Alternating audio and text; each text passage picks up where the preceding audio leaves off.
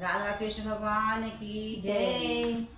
अहमेवासमेवाग्रे नान्यत् सत् सत्परं पश्चादहं यदेतच्च यो अवशिष्येत् सो असम्यं रीते अर्थं यत् प्रत्येत् न प्रत्येच्चात्मनि तत्विदादात्मनो मायं यथा अभासो यथा तमः यथा महान्ति भूतानि भूतेषु चावचेष्वनु प्रविष्टानि तथा तेषु न तेष्वहम् एतावदेव जिज्ञासां तत्त्वजिज्ञासुना आत्मना अन्वयोत्रेकाभ्यां यत् स्यात् सर्वत्र सर्वदा। बोलो राधा कृष्ण भगवान की जय।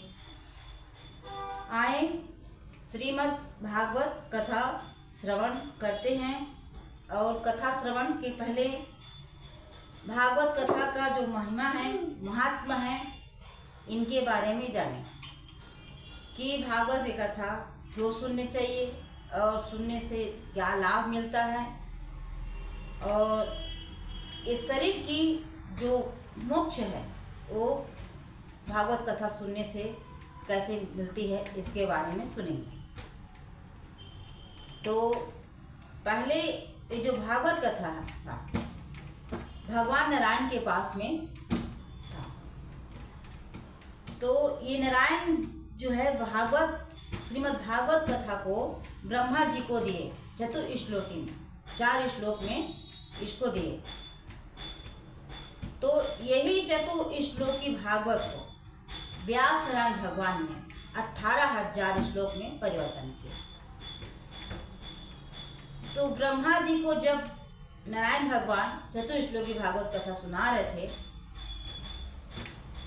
तो क्या भगवान नारायण ने मुख से सुनाया? नहीं, भगवान नारायण ने इस भागवत कथा को मुख से नहीं सुनाया, क्योंकि भागवत की कथा जो है, श्रीमद् भागवत कथा जो है पवित्र ग्रंथ है।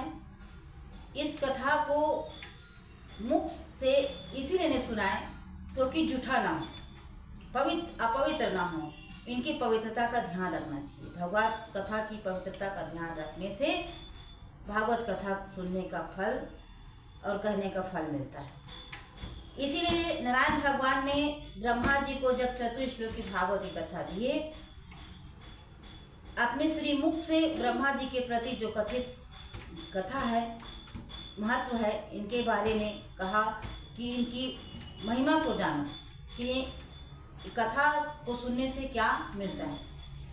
श्रीमद् भागवतम नाम पुराणम लोक विश्रुतम शृणुयाक्षरया युक्तो मम संतोष कारणम। नारायण भगवान कहते हैं कि हे ब्रह्मा, हे पुत्र, क्योंकि ब्रह्मा जो है नारायण भगवान के नाभि कमल से निकले हैं, इसी नारायण भगवान कहते हैं हे पुत्र, जो लोक विख्यात श्रीमद् भागवत महापुराण नामक जो कथा को प्रतिदिन श्रद्धा युक्त होकर के इसको जो श्रवण करता है या करना चाहिए, यही यदि इसको श्रद्धा पूर्वक जो श्रवण करता है तो यही मेरे संतोष का कारण बनता है। और दूसरे महात्मा में कहा, क्या कहा?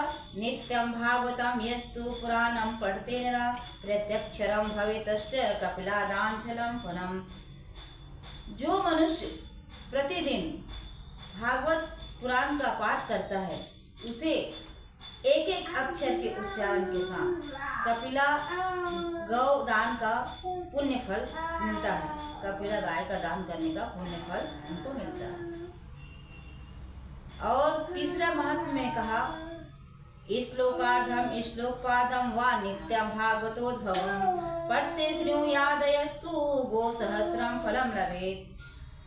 नारायण भगवान ने कहा, हे ब्रह्मा, जो प्रतिदिन भागवत के आधे श्लोक या चौथे श्लोक का पाठ या श्रवण करता है उसे 1000 गौ दान करने का फल मिलता है।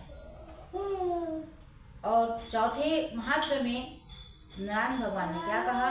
यह पठेत प्रतो नित्यम श्लोकम भागवतम सुत 18 पुराणानं फलम प्राप्नोति मानवा। पुत्र, जो प्रतिदिन पवित्र होकर के भागवत श्रीमद् भागवत कथा का एक श्लोक का भी पाठ करता है, वो मनुष्य 18 पुराणों का पाठ करने का फल को पा लेता है।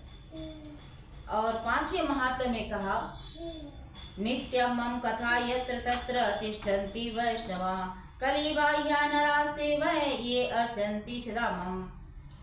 जहाँ नित्य मेरी कथा होती है वहाँ विष्णु भगवान अपने पार्षद प्रहलाद आदि जितने भी हैं भगवान के, उनके साथ विराजमान होते हैं। और जो मनुष्य सदा मेरे भागवत कथा की पूजा करते हैं वो कलयुग के कलह से, कलयुग के प्रताड़ित होने से अलग हो जाते हैं और उन पर कलयुग का कोई वश नहीं चलता। मात्र जो भगवान की कथा कहते हैं, सुनते हैं। और 6वें महात्म्य में कहा, क्या कहा, वैष्णवानां तु शस्त्राणि ये अर्चन्ति गृहे नरा सर्वपाप निर्मुक्ता भवन्ति सुरवंदिता। हे पुत्र, जो मानव, जो मनुष्य अपने घर में वैष्णव शास्त्र की पूजा करते हैं वे पापों से मुक्त होकर के देवताओं द्वारा पूजे जाते हैं। अब 7वें महात्म्य में नारायण भगवान क्या कर रहे हैं, ये अर्चन्ति गृहे नित्यं शास्त्रं भागवतं कलो आस्फोटयन्ति वल्गन्ति तेषां प्रीतो भवाम्यहम्। जो लोग कलयुग में अपने घर के भीतर प्रतिदिन भागवत शास्त्र की पूजा करते हैं वो कलयुग से निडर होकर के ताल ठोकते हुए उछलते, प्रसन्नता के साथ उछलते कूदते हैं। भगवान कहते हैं और इसी प्रसन्नता के कारण मैं उन पर बहुत प्रसन्न रहता हूँ, मात्र जो भगवान भागवत शास्त्र की पूजा करते हैं। और 8वें महात्म्य में नारायण भगवान कहते हैं, क्या कहते हैं, या विदिनानि हे पुत्रम शास्त्रम भागवतम गृहे तावत् पिबन्ति पितरः क्षीरम सर्पीर मधुदकम। देखो, हम लोग पितरों के लिए अलग से पिंडदान जो भी कुछ कार्यक्रम में करते हैं, लेकिन भागवत की कथा हमको मार्गदर्शन कराती क्या है कि मनुष्य जितने दिनों तक अपने घर में भागवत शास्त्र रखता है उतने ही समय तक उसके पितर दूध, घी, मधु और मीठा जल पीते हैं। ये भागवत कथा के रखने का, मात्र अपने घर में रख कर के पूजा करने का ये महत्व है, इनकी महिमा है। और नारायण भगवान आगे क्या कहते हैं, यक्षन्ति वैष्णवे भक्त्या शास्त्रं भागवतं गृहे कल्पकोटि सहस्राणि मम लोके वसन्ति ते।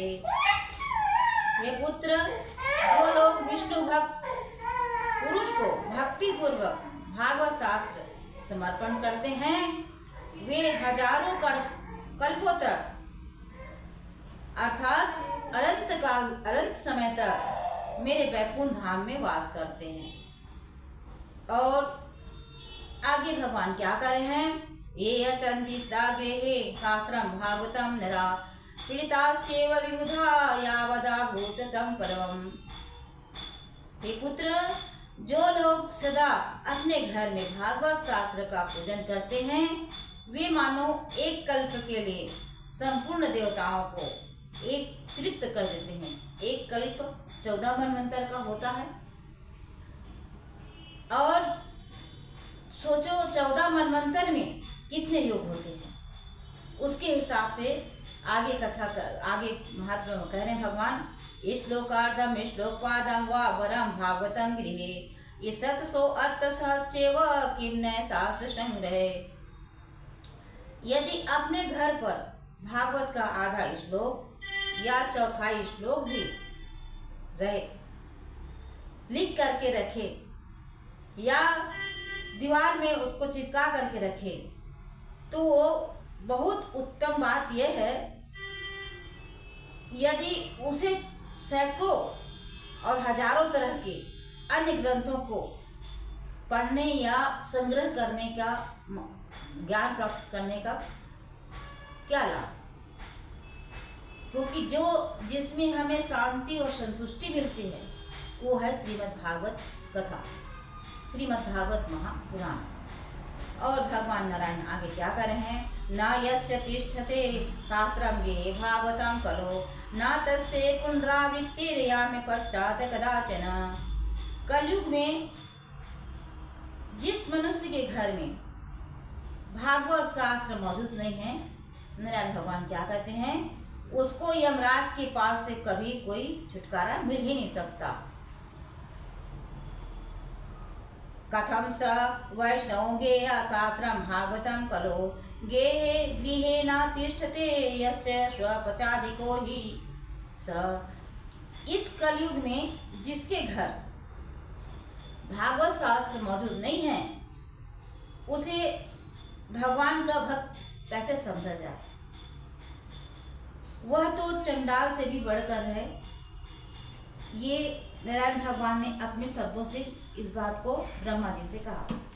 और महात्म्य के आगे क्या कर रहे हैं, 14वां महात्म्य में सर्वस्वेनापि लोकेश कर्तव्य शास्त्र संग्रहे वैष्णवस्तु सदा भक्त्या तुष्यर्थम मम पुत्र का। हे ब्रह्मा, मनुष्य को सदा मुझे भक्ति पूर्वक संतुष्ट करने के लिए अपना सर्वस्व देव करके भी वैष्णव मतलब शास्त्र मतलब भगवान श्रीमद् भागवत कथा का संग्रह करना चाहिए, सर्वस्व दे करके। सर्वस्व है क्या, अभी आप विचार कीजिए। आगे नारायण भगवान ने क्या कहा, यत्र यत्र भवेत् पुण्यम शास्त्रम भागवतम खलु तत्र तत्र सदैवाहम भवामि त्रिदशेष। कलयुग में सदा पवित्र भागवत शास्त्र रहता है जहाँ जहाँ, और जहाँ जहाँ भगवान की कथा होती है कलयुग में, नारायण भगवान क्या कहते हैं, वहाँ वहाँ मैं देवताओं के साथ उपस्थित रहता हूँ। और आगे नारायण भगवान ने क्या कहा, इसीलिए हमें क्या करना चाहिए, यदि हमें कहीं मंदिर गए, दर्शन करके आ गए, और दर्शन करने के बाद में हमने वहाँ पर भगवान का दो भगवान नाम नहीं लिया, भगवत स्तुति नहीं किया, तो इससे क्या होता है, हमारे दर्शन का लाभ कम मात्रा में मिलता, उनका फल जो कम मिलता है ना। अगर पूर्ण रूप से दर्शन करने का फल प्राप्त करना है तो भगवान का दर्शन करने के बाद में भगवान के स्थान पर स्तुति वंदना, और स्तुति वंदना के साथ में या तो फिर उसका भगवान का 1000 नाम है, 108 नाम है, 100 नाम है, सभी देवी देवताओं का 1000, 100, 108 नाम है, इनका वहाँ पर जा कर के जरूर बोल करके आना चाहिए। और जब पाठ स्तुति वंदना करके जब निकले तो बाहर गौ माता को देखें तो उसे कम से कम अपने घर से ले जा कर के गुड़ रोटी जरूर खिलाकर आए, क्योंकि गौ माता के शरीर में 33 करोड़ देवताओं का वास रहता है। चैतन्य रूप में गौ माता वहाँ विराजमान रहते हैं, जो साक्षात देवताओं को उनमें भोग लग जाता है। भगवान का दर्शन करने के बाद में देवताओं का पूरा भोग, पूरा फल जो है गौ माता को गौ ग्रास देने से मिल जाता है। और आगे नारायण भगवान क्या कहते हैं, तत्र सर्वाणि तीर्थानि नदी नंद सरांसि च यज्ञ सप्तपुरी नित्यं पुण्य सर्वे शिरोच्चया। यही नहीं, नदी नद सरोवर रूप में प्रसिद्ध सभी तीर्थ भी जहाँ पर कथा होती है वहाँ पर वास करते हैं। देखो, हम लोग तीर्थ भगवान का धाम, भगवान का दर्शन करने के लिए ना जाने कहाँ कहाँ जाते हैं, और यदि हम वही भगवान की कथा को श्रवण करें तो हमको वहाँ तक जाने की जरूरत नहीं है। पूजा जो है 16 प्रकार की होती है, जिसको हम षोडशोपचार कहते हैं, और 16 प्रकार की पूजा करेंगे तो 16 प्रकार की सामग्री लेकर के पूजा करना पड़ेगा, और 16 प्रकार की सामग्री को लेकर के हम बैठ रहे हैं सोचे तो हमारे पास वो 16 प्रकार की सामग्री हमारे पास पूर्ण रूप से नहीं मिल पाती। इसीलिए भगवान की कथा कहती है कि हमें यदि भगवान की कथा को सुनते हैं तो 16 प्रकार की पूजा करने का फल जो है मिल जाते हैं। और यदि भगवान की पूजा के लिए आए हैं तो कम से कम वहाँ पर पूजा पूरा सामग्री नहीं मिलने पर हम कम से कम एक लाइन में 16 प्रकार की माताओं का नाम ले लें। पूजा जितना सामग्री उससे पूजा कर लें, उसके बाद भगवान का नाम ले लें। 16 प्रकार की जो माता है उनका नाम लेने से ये 16 प्रकार की पूजा का फल मिल जाता है।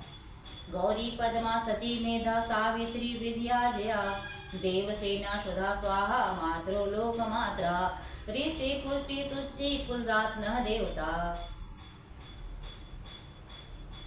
क्योंकि गणेश भगवान ने स्वयं 16 प्रकार की माताओं का नाम का वाचन किया है। और यहाँ पर भगवान वही बात कहते हैं कि जहाँ नदी नद सरोवर रूप में प्रसिद्ध सभी तीर्थ वास करते हैं। कहाँ? जहाँ पर भगवान की कथा होती है।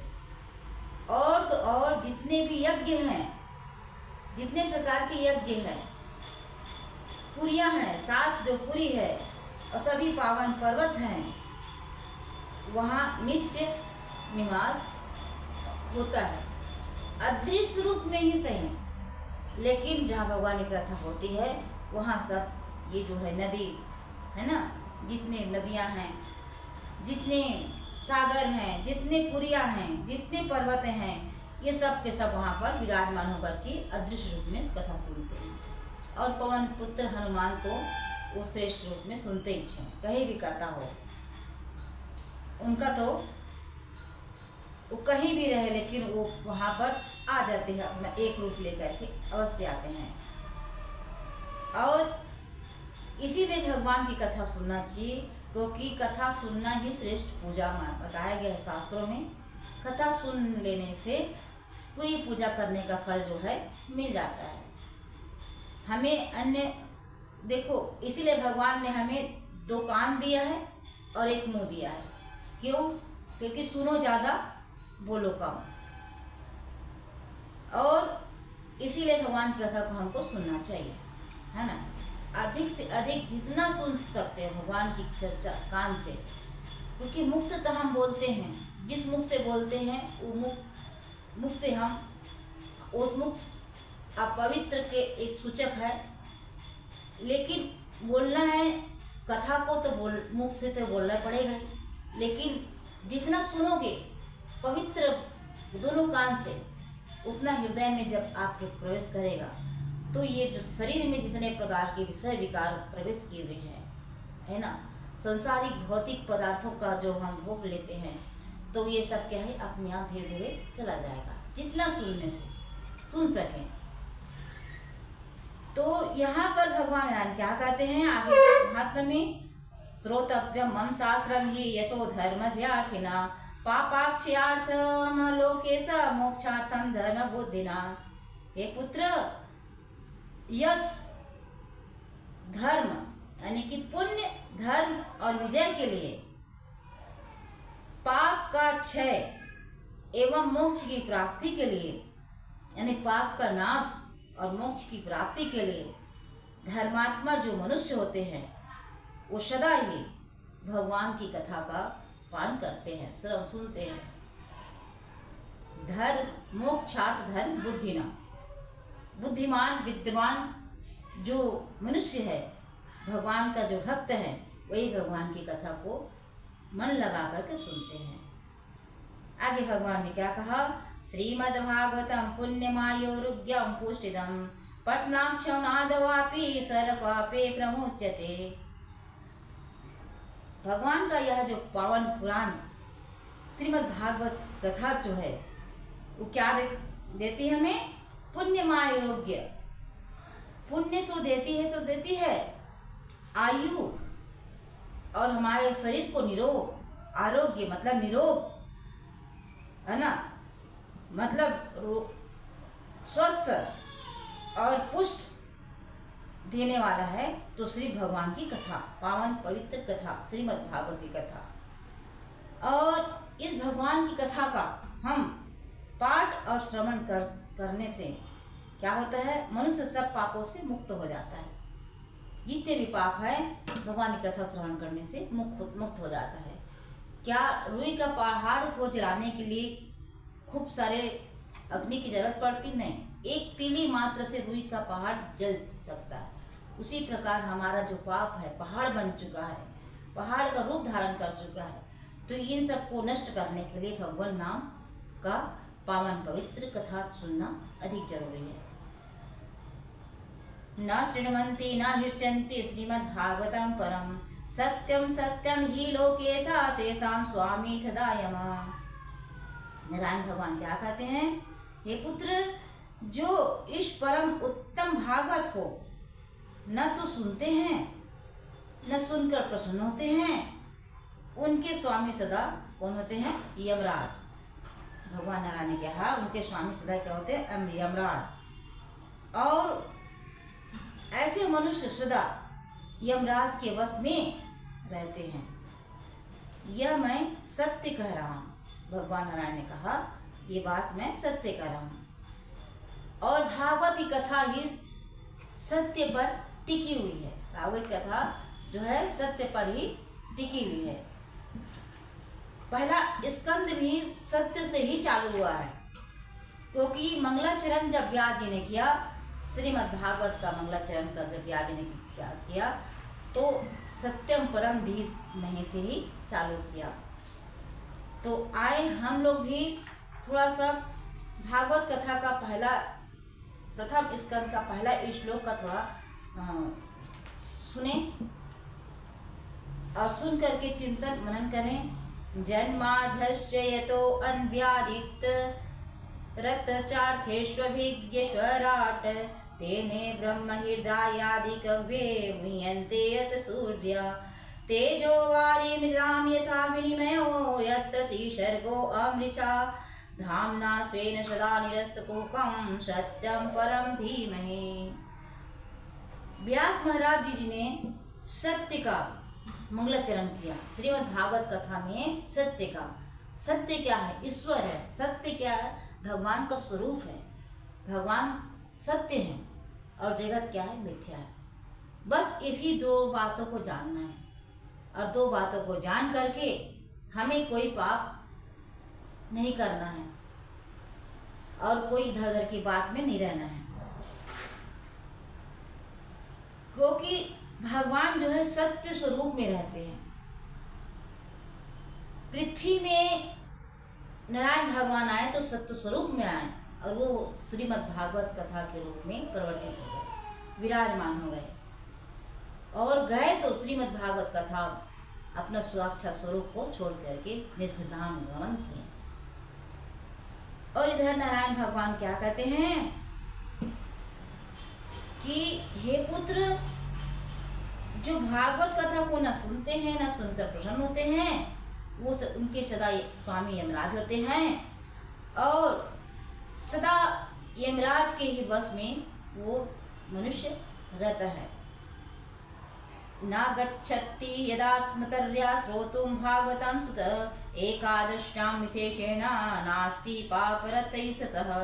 हे पुत्र, जो मनुष्य सदा ही विशेष करके एकादशी व्रत को भागवत कथा सुनने नहीं जाता, उससे बड़ा पापी कोई और नहीं है। श्लोकं भागवतं चापि श्लोकार्धं पादमेव, लिखितं तिष्ठते यस्य गृहे तस्य वसाम्यहम्। जिसके घर में एक श्लोक, आधा श्लोक या फिर श्लोक का एक ही चरण लिखा रहता है, भगवान क्या कहते हैं, उसके घर में मैं निवास करता हूँ। बताओ, ग्रंथ नहीं हो कोई बात नहीं, कम से कम भागवत कथा के कोई एक श्लोक ही लिख करके रख लो। और तो और कहते हैं भगवान का भागवत की जो भगवान की जो कथा है, एक एक शब्द मंत्र है। भगवान का जो नाम है वो महामंत्र है। तो कम से कम भगवान का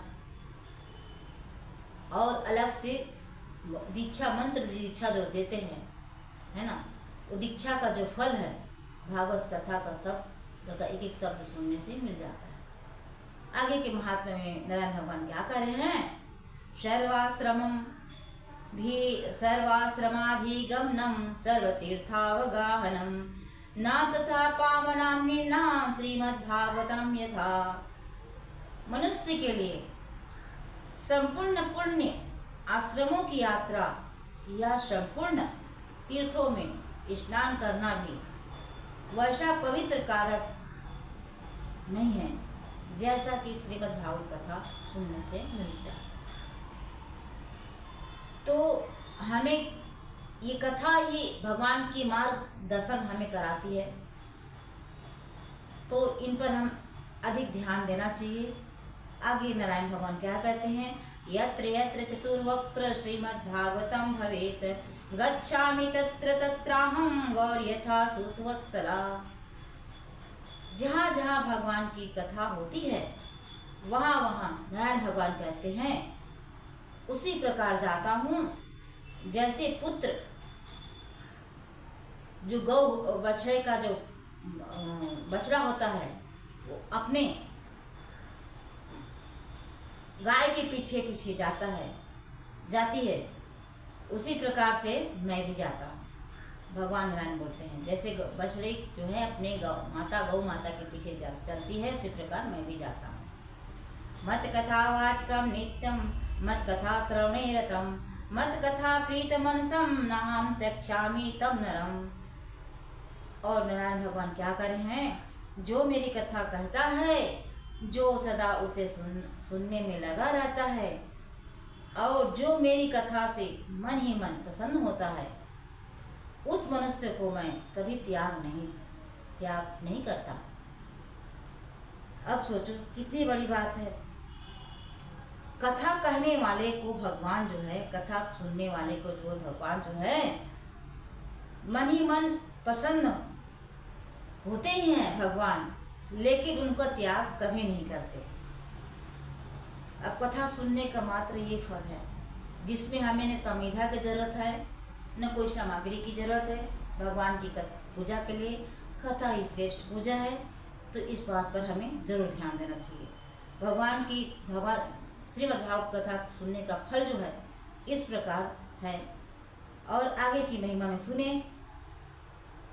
मत श्रीमद्भागवतं पुण्यम दृष्ट्वा नोतिष्ठते हि सावत्सरम तस्य पुण्यम विलयम याति पुत्रक।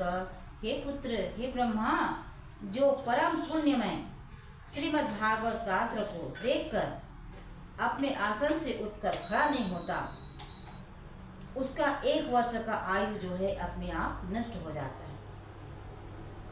शास्त्र में लिखा गया है, अध्यात्म ज्ञान कहती है कि जिसका उम्र 60 वर्ष का हो गया, उसका समझना पूरी जीवन उन्होंने जी लिया, उनका जीवन जो है पूर्ण रूप से उन्होंने जी लिया।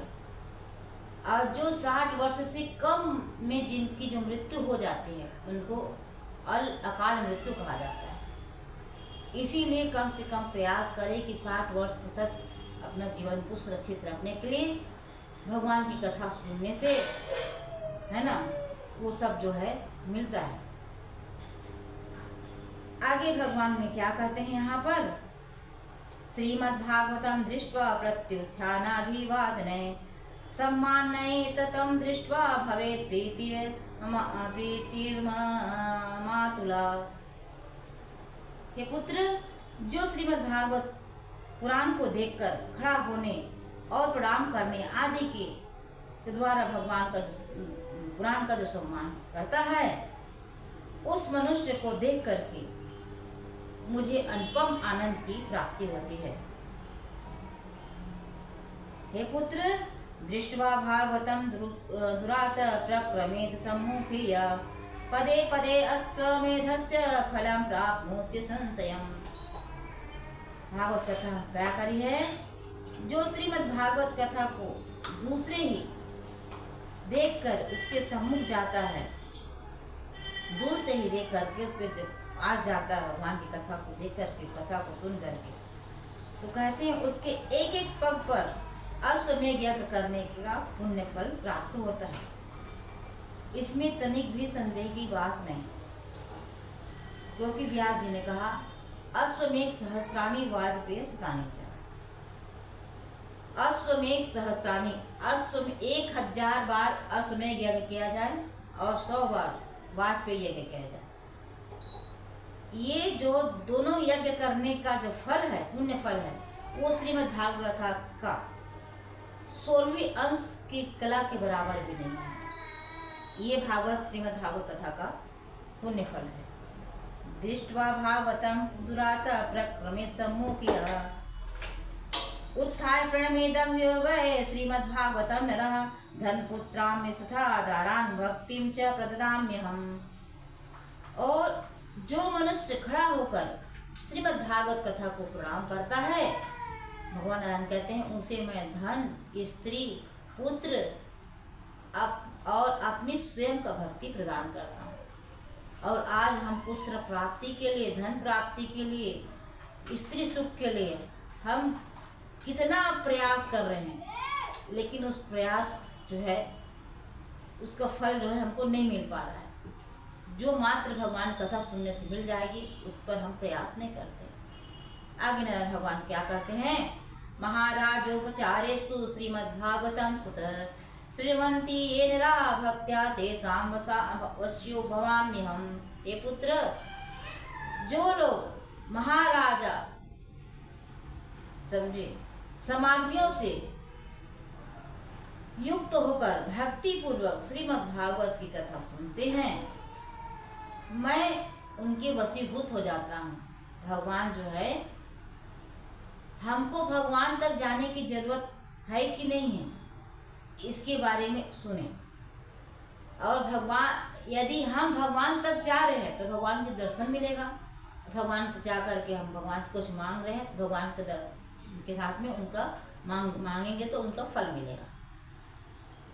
और वही जो हम भगवान के साथ बैठे बैठे सुन रहे हैं, तो हमको भगवान तक जाने, भगवान के स्थान पर भगवान के साथ बैठ करके सुन रहे हैं, तो हमको जो है मांगने की जरूरत नहीं है, न भगवान का दर्शन करने की जरूरत नहीं है।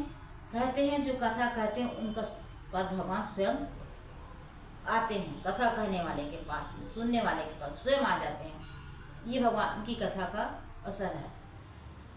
ममोत्सर्वेषु सर्वेषु श्रीमद्भागवतं परं श्रीमन्ति नरा भक्त्या मम प्रीत्यै च सुव्रत वस्त्रालंकरणे पुष्पैर्धूपदीपोपहारके वशीकृतो हय्यं तच्च सत्स्त्री सत्प्रतिव्रता।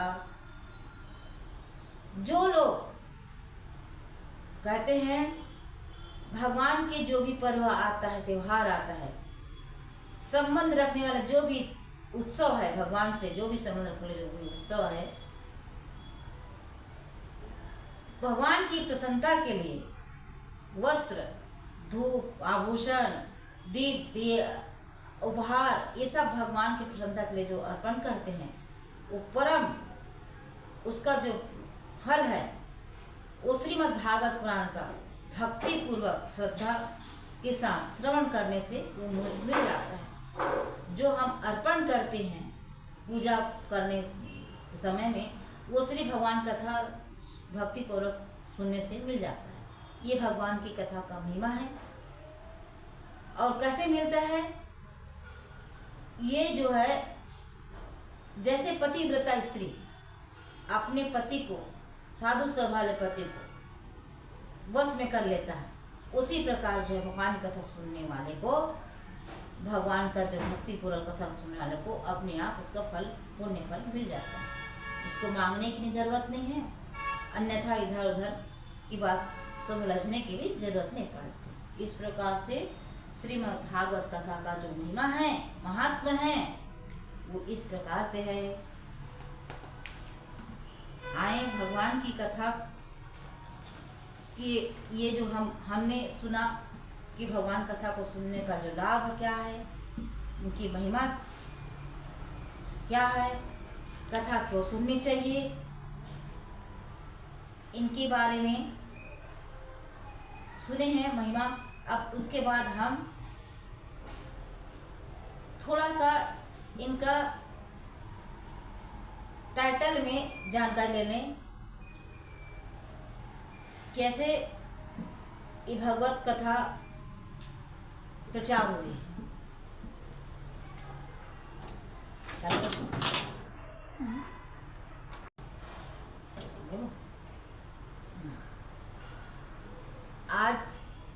जो हैं इनकी महत्व का सुने, भगवान की कथा का, श्रीमद् भागवत महापुराण की कथा का महत्व सुने।